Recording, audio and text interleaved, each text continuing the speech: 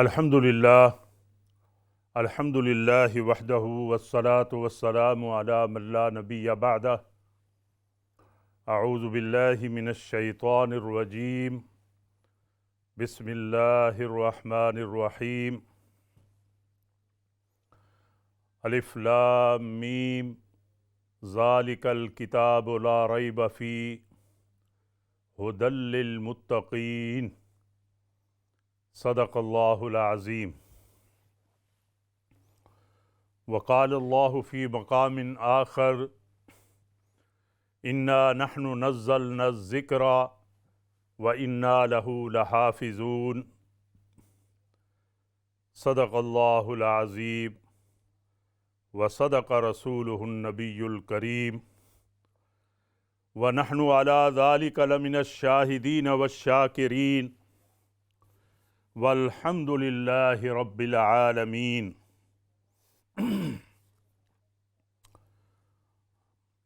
وہ دانائے سبل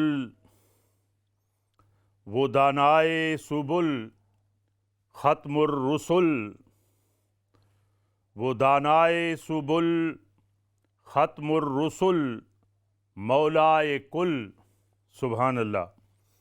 جس نے غبار راہ کو بخشا فروغ وادی سینا، نگاہ عشق و مستی میں وہی اول وہی آخر، وہی قرآن وہی فرقان وہی یاسین وہی طٰہٰ صلی اللہ علیہ وسلم۔ برادران ملت، عزیزان اسلام، پروگرام جو ہے گفتگو کے اندر علامہ محمد اسماعیل حاضر خدمت ہے۔ آج انشاءاللہ جو ہم بات کرنے والے ہیں وہ آقا نبی رحمت صلی اللہ علیہ وسلم پر جو قرآن کریم اتارا گیا اور جو عظیم معجزہ ملا قرآن پاک کا، اس بارے میں انشاءاللہ ہم گفتگو کریں گے، اور خصوصاً سورہ یاسین کے بارے میں، جو ماشاءاللہ بہت کثرت سے یہ سورت پڑھی جاتی ہے۔ بچے پڑھتے ہیں، جوان پڑھتے ہیں، میری بہنیں پڑھتی ہیں، مساجد میں اس کی تلاوت ہوتی ہے، مدارس میں ماشاءاللہ یہ پڑھی جاتی ہے۔ تو میری یہ کوشش ہوگی کہ اس سورت پر روشنی ڈالی جائے کہ اس کی فضیلت کیا ہے اور اس کی عظمت کیا ہے۔ میرے بہن بھائی جو ماشاءاللہ اسلام چینل کو دیکھتے ہیں اور دیکھ رہے ہیں، اللہ تعالیٰ ان کی عمر میں برکت فرمائے، علم میں برکت فرمائے۔ اکثر سوال کر کے دین کے بارے میں ہمارا حوصلہ بڑھاتے ہیں، تو انشاءاللہ کل کی طرح آج بھی میں ان سے یہ توقع رکھوں گا کہ وہ ضرور پیارے پیغمبر صلی اللہ علیہ وسلم کی سیرت طیبہ کے بارے میں پوچھیں، اور خاص طور پر جو معجزہ قرآن کریم ہے اس کے بارے میں سوال کریں، اور خاص طور پر جو آج جس پر زیادہ گفتگو کرنی ہے وہ سورہ یاسین، اس کے بارے میں پوچھیں۔ انشاءاللہ ہم نے مل جل کر ایسے نیک پروگراموں کو چلانا ہے۔ تو مختصر سی گزارشات کے بعد اب ہم آتے ہیں قرآن کریم کی جو آیہ مبارکہ پڑھی گئی ہے، یہ سورہ البقرہ کی ابتدائی آیات ہیں۔ کل کا آپ نے درس سنا تھا، تفسیر قرآن سنی تھی، جس میں نے یہ بتایا تھا کہ انسان جو ہے سورۃ فاتحہ کے اندر اللہ تعالیٰ سے صراط مستقیم طلب کرتا ہے کہ اہدنا الصراط المستقیم، اے اللہ ہمیں سیدھا راستہ دکھا۔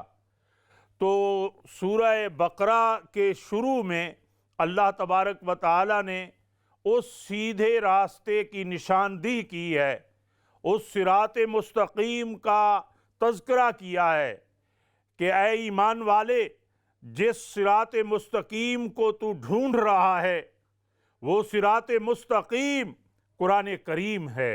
सुभान अल्लाह।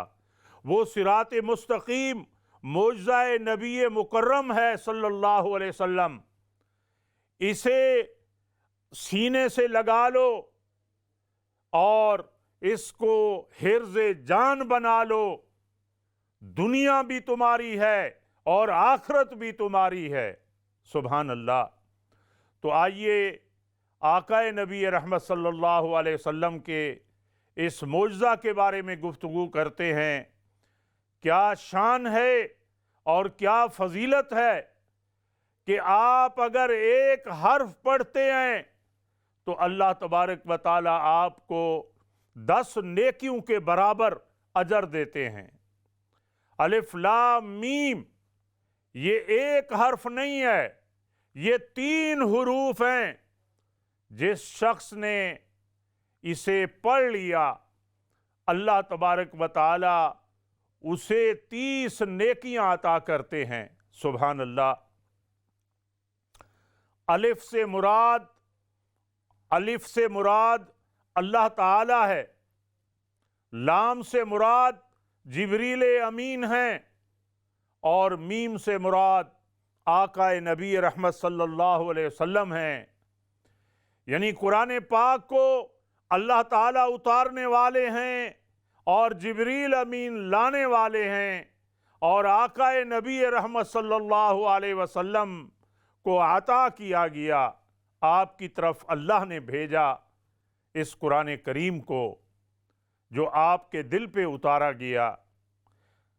जैसा कि कुरान करीम में आता है, तंजीलुम मिर रब्बिल आलमीन, ये वो किताब है जो रब्बुल आलमीन की जानिब से उतारी गई है।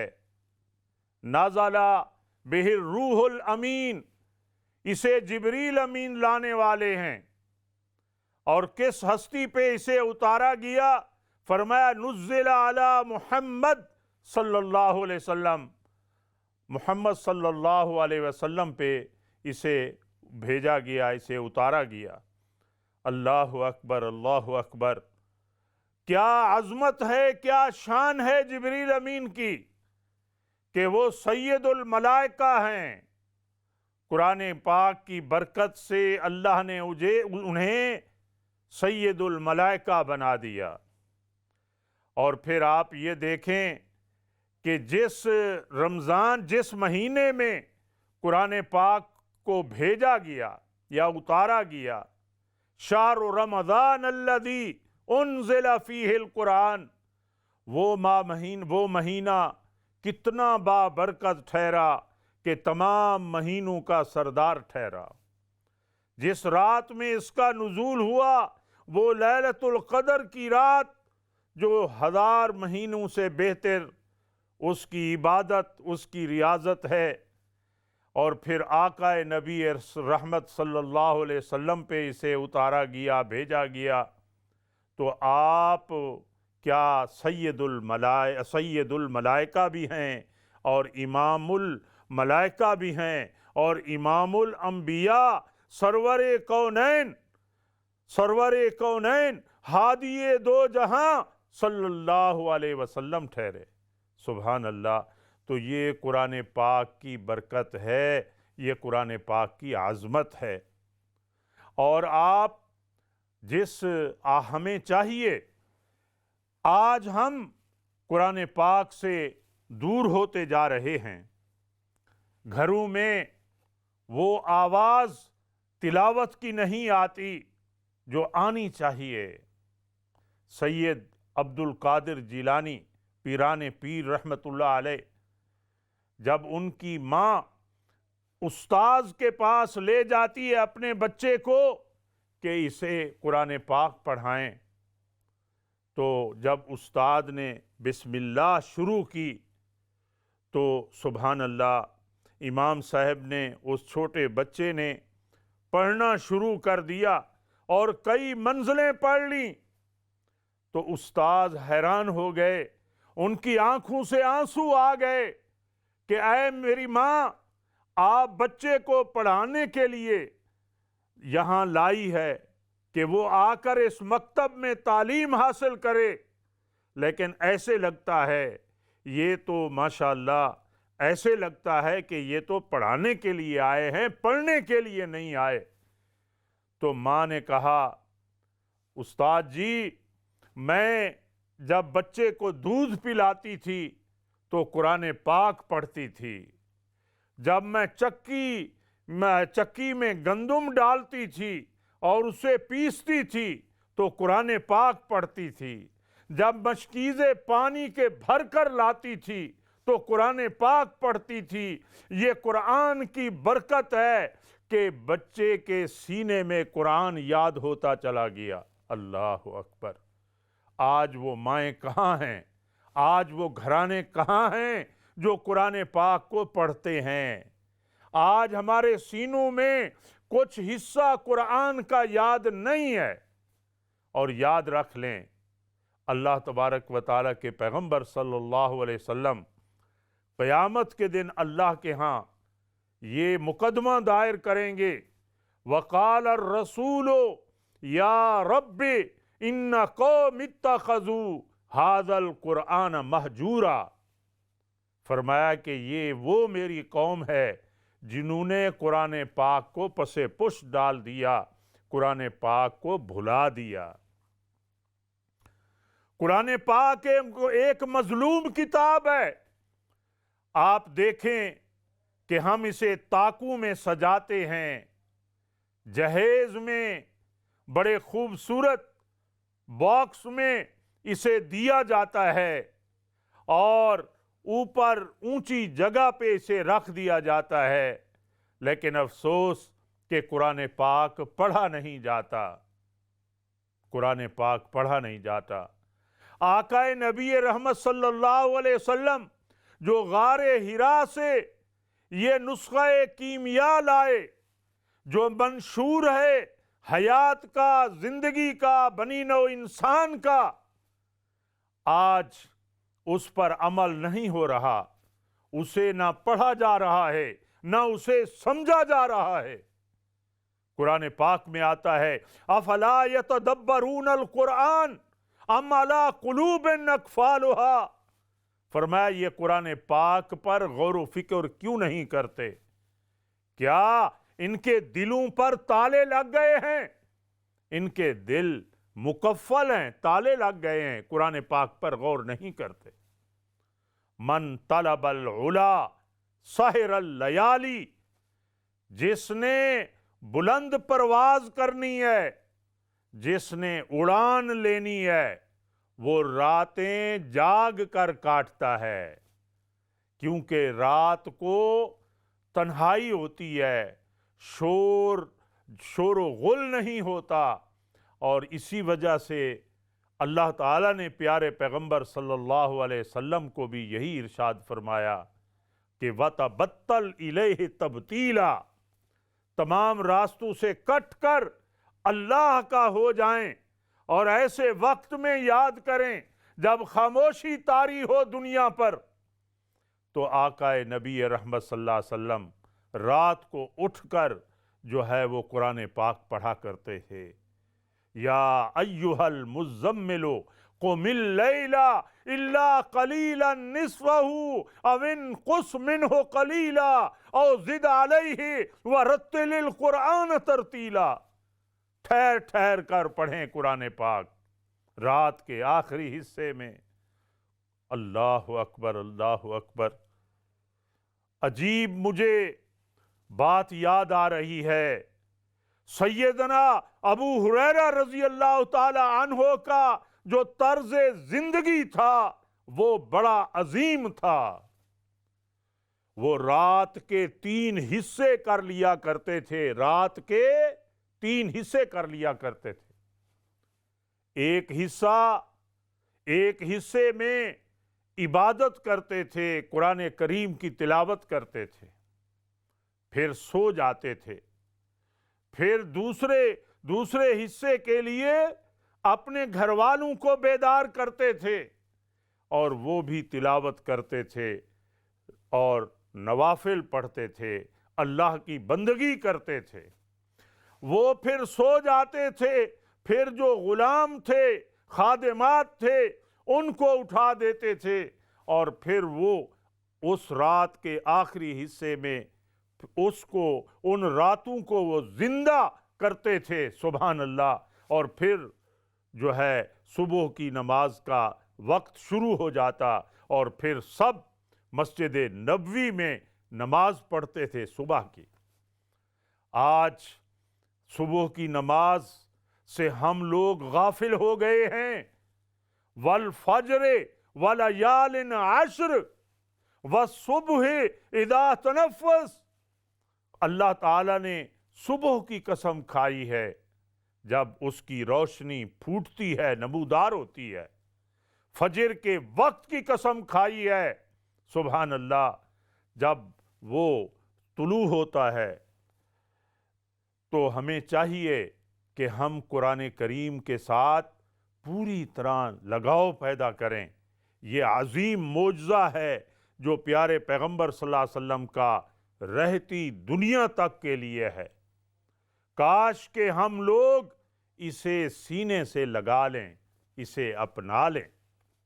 یاد رکھ لیں، ایک حدیث میں آتا ہے، نبی مکرم صلی اللہ علیہ وسلم نے ارشاد فرمایا کہ جو شخص قرآن پاک کو پڑھتا رہتا ہے اور اس کو دعا مانگنے کی فرصت بھی نہیں ملتی، اتنا قرآن کے ساتھ جڑا رہتا ہے کہ اس کو دعا مانگنے کی فرصت نہیں ملتی۔ فرمایا اللہ تعالیٰ اس آدمی سے پرامس کرتے ہیں کہ اس کو اتنا نوازیں گے کہ مانگنے والوں سے بھی زیادہ اسے ملے گا، سبحان اللہ۔ جو اللہ سے سوال کرتے ہیں، مانگتے ہیں، فرمایا اس سے بھی اس آدمی کو زیادہ ملے گا جس نے اوڑھنا بچھونا قرآن پاک بنا لیا ہے۔ اللہ اکبر۔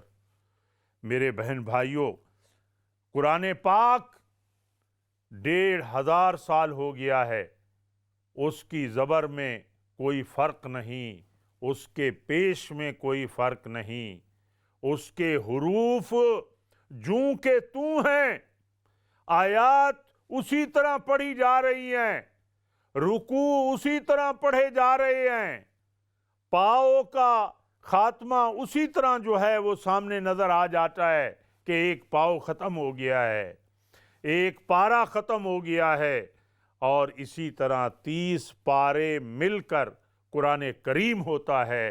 کتنے خوش نصیب ہیں وہ بچے، وہ بچیاں جنہوں نے جو قرآن پاک پڑھتے ہیں اور پھر آگے پڑھاتے ہیں، سبحان اللہ۔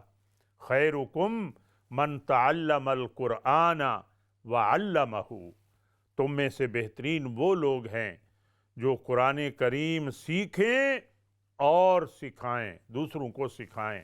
سب سے بہترین یہ عمل ہے کہ قرآن پاک خود بھی سیکھیں اور دوسروں کو سکھائیں۔ آپ یہ دیکھیں کہ مسجد نبوی میں جو اصحاب صفہ کے لیے ایک چبوترا بنایا گیا تھا، جہاں بڑے بڑے کبار صحابہ بیٹھ کر پیارے پیغمبر صلی اللہ علیہ وسلم سے علم حاصل کرتے تھے، آپ سے احادیث پڑھتے تھے، آپ سے قرآن کریم سیکھتے تھے۔ دیکھیں 23 سال میں اس قرآن پاک کی تکمیل ہوئی ہے، اور نبوت کے شروع میں اقرا بسم ربک الذی خلق سے اس کا آغاز ہوتا ہے اور والناس پہ اس کا اختتام ہوتا ہے۔ آپ دیکھیں کہ صحابہ کرام کتنے حفاظ تھے،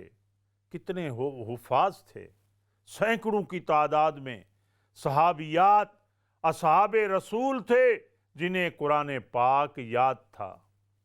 چھوٹے چھوٹے بچوں کو کئی منزلیں یاد تھیں، آج ہمیں بڑے بڑے سٹار کے نام تو یاد ہیں، ان کے ریوارڈ کا بھی ہمیں پتہ چلتا ہے، لیکن کاش کہ ہمیں قرآن پاک کی سورتوں کا ہمیں پتہ چل جائے۔